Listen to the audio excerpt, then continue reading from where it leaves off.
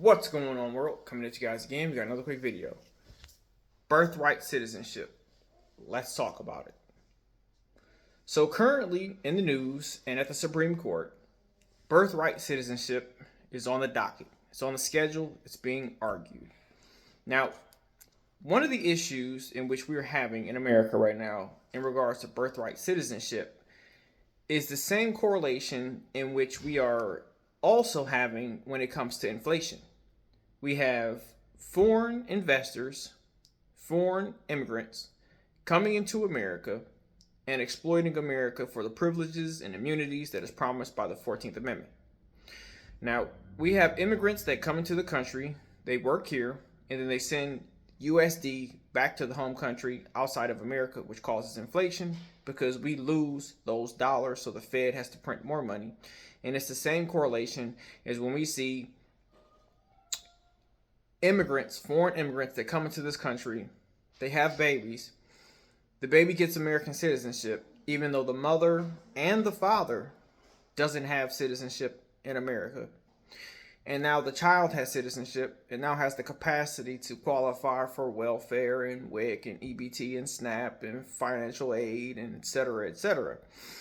You know, the reality of the situation is the 14th Amendment was originally designed to give the opportunity to individuals who resided within America and had resided here for possibly generations in which were not acknowledged as having residence here, and it was affording them the opportunity to present themselves in a manner to have the privileges and immunities of the 14th Amendment granted to them by the Constitution of life, liberty, and the pursuit of happiness, that we are all created equally and that we are endowed by our Creator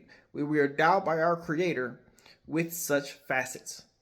Now, the purpose in which why it was implemented for slaves is because slaves or Africans or foundational Black Americans were brought here or captured and kept in this country for generations, to the point to where they had no trace history.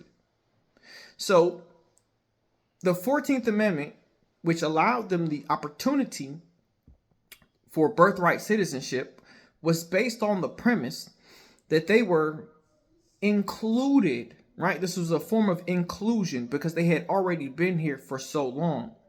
They had no way to trace to go back home. They had no capacity to go back home. This was home. They knew no other history. So they were allotted and granted the opportunity to become American citizens because it was the most moral way to go. This was America acting in a moral sense, in a moral fashion.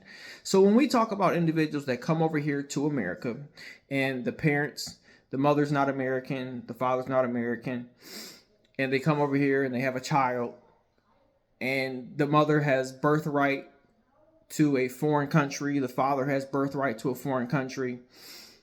The reality of the situation is the child has birthright to a foreign country because they have trace lineage directly back to a foreign country, which means that they would not fit in within the original context of the 14th Amendment for birthright citizenship, because the purpose of implementing birthright citizenship was based on the premise that we had individuals here in this country who had been here for generations, and they had not only been here for generations, but they had lost all trace of their history and didn't know where they were supposed to go anyway. So as we continue to talk about the 14th Amendment, as we continue to talk about birthright citizenship, this is the normative range or measures in which need to be applied for appropriate application and interpretation for birthright citizenship. If your mother and your father were born in another country, and you as a child or you as a parent have a child that's born here, well, technically you shouldn't be able to be eligible directly for birthright citizenship because that's not what it was for. So as we've seen in the past, and I am a big stickler for this, especially when it comes to the Supreme Court, specifically the Second Amendment, because I've come out saying this specifically multiple times, that carrying concealed is ingrained within the Second Amendment, and the Supreme Court continues to fail to recognize it. it will be my honor, it will be my privilege, and it will be my duty that my 11th executive order will establish and recognize that any American citizen who is born here in America must have at least one family member, whether mother or father, or grandmother or grandfather, or great grandmother or great grandfather, that was born here in America and they lived in America for at least 20 years, that they would be entitled to birthright citizenship. If you do not have a mother or father, grandmother, grandfather, great grandmother, or great grandfather that was born in America and lived in America for at least 20 years, you would no longer be included nor entitled to birthright citizenship, and you will have the opportunity to self-deport back to your historical lineage by birthright.